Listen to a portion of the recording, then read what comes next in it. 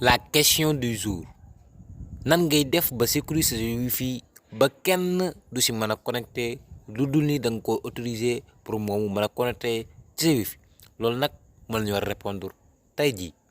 ñoo ngi leen di ñaan bu fekkee vidéo yi neex na leen nga bës j'aime bi bu fekkee abonné go nga bës subscribe après nga daal di bës tous de notification bi ngir nga mën a am bépp vidéo buñ yees buñ dugal jaajëf. Salut chers membres, abonnez, continuez-vous davantage à abonner sur BFB Officiel. Tey les producteurs de groupe BFB Officiel ñu ñëwaat àndaat ak yéen comme ni ñu ko baaxoo di defee ci li ñu naan question et réponse.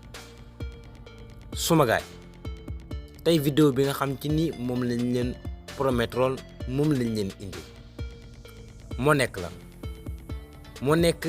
nan ngay def ba sécuriser sa wifi ba personne kenn du ci mën a connecté sans ton autorisation maanaam loolu moo nekk lan moo nekk si tu as un wifi et tu ne veux pas que personne connecte sur ton wifi. Sécuriser, c'est-à-dire tu veux sécuriser ton wifi pour que personne ne puisse connecter à ton wifi. tey nag dañ laa indil benn solution boobu moo nekk lan lii ñu leen di wax ba leen ko defee kenn nag laa wax kenn du mën a connecté ci sa wifi sans nga autoriser ko c'est-à-dire yow da ngay autoriser benn personne moom mu connecté yow nga dindi ko moom du bañ a moom dootu connecté ci wifi bi boo autorisé moom day connecté c'est-à-dire téléphone yi nga autorisé kese ñooy mën a connecté koo autorisé wut du ko mën a connecté suma gars yi tey loolu lañ leen di wan affaire bi nag dafa xaw a compliqué si ñenn ñi mais du compliqué si ñenn ñi fekk yow mii di seetaan nag dafa day xaw a compliqué dama la ñaan nga teelu ko bu baax teewlul bu baax li ñu wax ci biir vidéo bi nii ndax dana am solo trop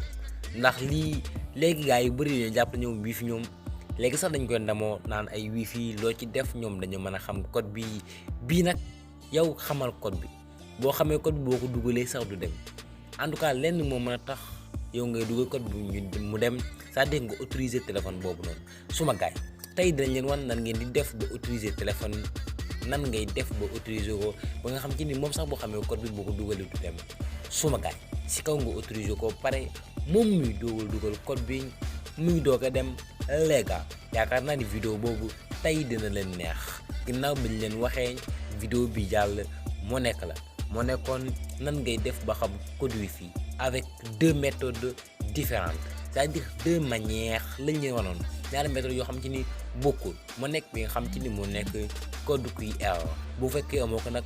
war nañ la beneen méthode bi ñaari méthodes yooyu su fekkee da nga bëgg a xam dama ci vidéo précédente bi yéen ñu gën a xam les gars suma gaay dañuy dem directement au but pour loolu mën a ne pour yow nga sécuriser sa wifi ba nga xam ci ni personne du ci mën a connecté sans nga autoriser ko pour loolu mën a ne da ngay dem moo ci Google Chrome ñëpp am nañ ko mais nag bala moo nekk force yow nga connecté ci wifi ba pare boo connecté ci wifi ba pare nga doog mën a sécuriser léegi boo ñëwee foofu pare da ngay dem mooy ci barre de recherche bi boo ñëwee ci barre de recherche bi da ngay tapé comme d'hab rek les gars li ngeen daan tapé moom ngeen tapé 192.168.1.1 les gars après nga daal di bës ok soo bësee ok après lii la lay daal di indi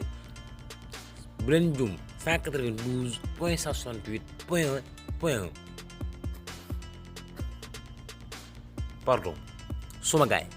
bu leen pare page bu mel nii la lay indil mais les gars su fekkee da laa indil page bu mel nii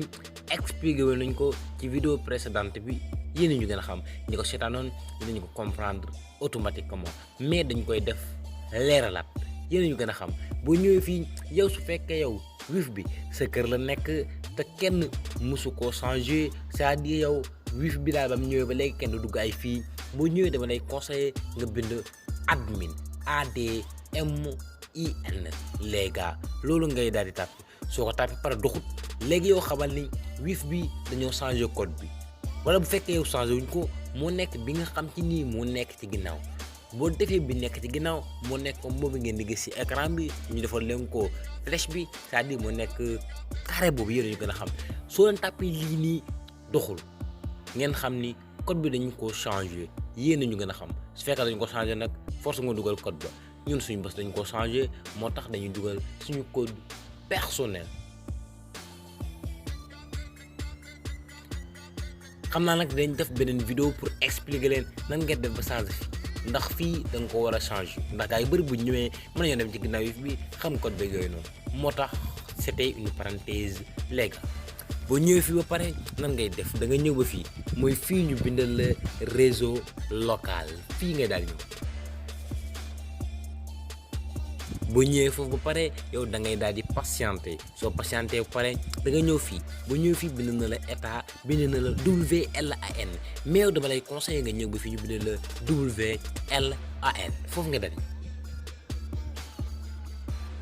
boo fi ñëwee pare nan ngay def da nga ñëw ba fii ñu bind la avancé WLAN foofu nga daal di ñëw suma gaay boo ñëwee suma gaay boo ñëwee fii day normal bu normalé lan nga fi fekk moo nekk yow da nga fiy fekk pas de filtre c'est-à-dire da ngay fekk kàddu yi yëpp nekk ci pas de filtre comme bu bleu bi da ngay gis mu nekk ci pas de filtre mais ñun nag tey la moo nekk objectif mooy de la vidéo moo nekk nan ngay def ba autoriser personnes yi nga xam ci ni ñoo nga bëgg muy connecté ci sa wifi c'est-à-dire yow boo autorise wut personne boobu noonu kenn moom du mën a connecté sa wifi da ngay autoriser kenn pour mu mën a connecté ci sa wifi léegi su fekkee autorisé woo kenn du mën a connecté ci sa wifi lii nag lu am solo la mais nag boo ñëwee par défaut da ngay fekk ñu defal la lépp pas de filtre nga ciy fekk mais yow dama lay conseil boo ñëwee SSID 1 bii nii moo la ëppal solo c'est-à-dire première ligne bi moo la ëppal solo moo nekk première ligne bi moo la ëppal solo suma gaay boo ñëwee SSID 1 bi moo nekk suma gaay moo nekk nii ci kaw nekk ci kaw moo la ëppal solo après dañuy topp rangée bi gis nga ñu defal la pas de filtre boo ñëwee nag da nga koy déplacer ba ci bii moo nekk ban moo nekk liste blanche nag moo nekk lan moo nekk liste bi nga xam ci nii ñoom ngay utiliser pour ñu mën a connecter soo defee liste blanche ba pare da ngay ñëw fii ñu defal la appliquer boo defee appliquer moom day daal di synchroniser wu c'est-à-dire day rechercher wu yéen ñu gën a xam ba pare daal di nekk liste blanche ba pare nag yow boo defee loolu ba pare suma gaay mais fii boo leen defee liste black bi nag contraire liste blanche la suma gaay yéen mu gën a xam ndax yéen bu leen ko defee liste black moo nekk personne boobu ngay autoriser pour personne boobu ngay bloqué au moins personne boobu ngay bloqué pour mu bañ a connecté mais boo ko defee liste blanche moo nekk ki nga dugal adresse magam bi moom kase moom may mën a connecté ci sa wifi ñi nga dugal lañ bëgg a wax mooy loolu suma gaay expliquer rapide pour mu gën a gaaw fii boo ñëwee da ngay ñëw ba ci SSID bi soo ñëwee ci SSID bi da ngay topp rangée bi boo ñëwee da nga koy fekk pas de filtre mais boo ñëwee bu laal pas de filtre dëgg bul ñëw tamit ba fi ñu bind la blacklist dañ ci gën a expliquer mais nan ngay def da nga ñëw ba fi ñu bind la liste blanche boo ñëwee liste blanche fii nga koy teg bële bi ci liste blanche nga koy teg les gars répète bële bi ci liste blanche ngeen koy teg bu leen ko tegee foofu pare da ngay def appliquer soo defee appliquer pare après da ngay ñaar di ñëw fii ñu bind la contrôle d'accès rôle de configuration les gars bu ñëwee foofu ñun nag dañ koo commencé def bu yàgg moo tax ñëpp dañ leen autoriser moo tax ñii elles ont la possibilité c'est-à-dire sont des filles elles ont la possibilité de connecter à notre wifi ndax man maa leen autoriser les gars toutes ces personnes là auront de l'autorisation pour connecter à mon wifi les gars su fekkee yow nag da ngaa ñëw carrément da ngay fekk comme nii nga koy gisee nii comme yow lan moo la ëppal solo da ngay def créer un nouvel élément foofu ngay daal di bës même su fekkee yow dafa bees suma gaay yow def nga loolu ba pare léegi lan ngay def da nga ñëw ba fi ñu bindee la tur fii nag lan lay jariñ yow fekkee da ngaa bëgg a dugal benn personne yow da ngay xool nu mu tudd moom mi ngi tudd Awa Fatou yaa xam lu la neex après yow da ngay tànn turam rek nga def ko fi turam mooy lan ñun suñ nañ tànn mbir yéen ñu nga xam nañ tànn Awa Fall yéen ñu gën a xam bind nañ Awa Fall ba pare yow fii nag mooy kaa yi fii la nga fi war def benn adresse mag c'est-à-dire adresse wifi mag moom ngay tànn adresse wifi mag boobu nag dañ leen wan nan ngay def ba génne ko nan ngay def ba génnee adresse mag boobu pour nga génne ko la ngay dem mooy ci téléphone ki nga bëgg mooy turam ko tur ki nga dugal da ngay jël téléphone am bu jëlee téléphone am nga dem mooy ci paramètre bi boo demee ci paramètre bi nan ngay def téléphone yu bëri nag dafa am différence dafa am différent ñun suñu téléphone da nga ñëw fi ñu bindal la à propos du téléphone yow téléphone boo gisee da ngay dem ci à propos du téléphone lii ngay daal di wër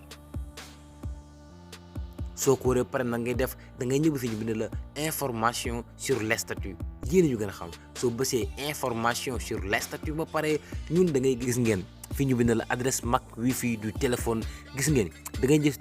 bindal D8 55 75 8B li sax kenn waru ko waxee mais nañ ko dagg foofu yéen ñu gën a xam after def nga loolu pare yow da ngay génn après ñun dañuy bës suñu adresse yaa ngi seen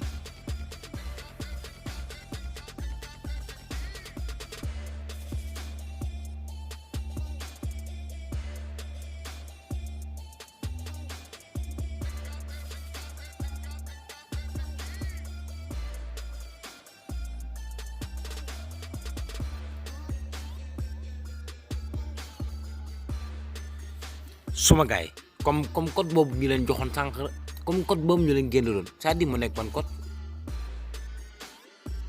mais nag suma gaay yi def leen attention bu baax ndax code bii kat téléphone yëpp ñu bare ci àdduna bi ku nekk sa code moo tax foog nga dugal code am moom mu mën a connecté suma gaay comme code bii ñu bind la adresse MAC wifi du téléphone code bii ngay daal di jël code bii ngay daal di jël comme ça lii lépp da nga koy bindaat ñun suñ bos autorisé nañ koo pare moo tax jëruñu koy dugalaat comme instant bi suñ ko bindee bam àgg nan ngay def lan moo la intéressé da nga ñëw fi ñu bindal la appliqué soo bësee appliqué moom day daal di dugg automatiquement c'est-à-dire yow personne bi nga autorisé day dugg ci wifi pour moom mu mën a connecté ñun nag boo leen xoolee suñ bos dugal nañ koo pare mais nag dafa am benn secret bu ci nekk bu ndaw dafa am benn secret boo xam ci ni mi ngi ci te du day rey ñu bari les gars ñun nañ supprimer suñu code ba pare suma gars yi supprimer nañ code ba pare ñun léegi dañuy essayer dugal suñu mot de passe léegi nañ def suñu mot de passe xam nga léegi autorisé nañ ñu mais nañ def suñu mot de passe suma gars yi gis ngeen du dem suñu bësee du dem mu bind nañu fi connexion au réseau impossible les gars même bu ñu tantawaatee du dem yaa ngi seen ça ne marche pas mais nag fii dama bëgg ngeen def attention bu baax ndax avant ma koy trouver xanaa sol mooy loolu mais nag boo la ñëwee fais très attention les gars boo ñëwee fii da nga ñëw fi ñu bindal la paramètre avancé bu ñëwee paramètre avancé ba pare fii ñëw nga nii lan ngay wër moo nekk type d'adresse MAC sama gars yi fan ngay ñëw ma fekk fi ñu bindal la type d'adresse MAC les gars fii nag dafa am deux façons type d'adresse comme ci kaw bind na la adresse MAC aléatoire sama gars yi bii moo nekk bi nga xam ci nii mooy nekk par défaut c'est-à-dire yow fekkee da ngay dugal wifi normal boo xam ci nii amul ay autorisé amul bloqué genre yéen a ma gën a xam yow boo ñëwee bii lay nekk par défaut moo tax bii moo ciy continuer di nekk mais nag yow fekkee da nga kaa def wàllum autorisé ba pare boo ñëwee nan ngay def da ngay utiliser adresse MAC du téléphone pourquoi yow ngay ñëw di utiliser adresse MAC du téléphone ndax yow téléphone bii da nga koo autorisé te ba nga ko autorisé fan nga jaar les gars da ngaa jaar ci adresse MAC bi moo tax fii boo ñëwee da ngay utiliser adresse MAC bi pour nga mën a am accès connecté ci wifi bi nga xam ci nii moom lañ la autorisé suma gars yi pour loolu mën a ne da nga ñëw mooy ba fii ñu bind la adresse MAC soo ko defee ba pare après da ngay bës connexion suma gars yi soo bësee connexion mu daal di ñëw les gars ci wifi les gars tey yaakaar naa ne astuce bi dina intéressé ñu bari surtout ñi nga xam ci ni booy dañ leen sonal ndax comme moom dafa bari booy yoo xam ci ni wifi rek dañu mën a sonal les gars en espérant que cette vidéo vous fera plaisir les gars connecte à la prochaine abonne like avec BFB Officiel nouvelles choses de nouvelles fonctionnalités c'est-à-dire de nouvelles astuces tous les jours. ñoo ngi leen di ñaan bu fekkee vidéo yi neex na leen nga bës j'aime bi bu fekkee abonné go nga bës subscribe après nga daal di bës tous de notification bi ngir nga mën a am bépp vidéo buñ yees buñ dugal jaajëf.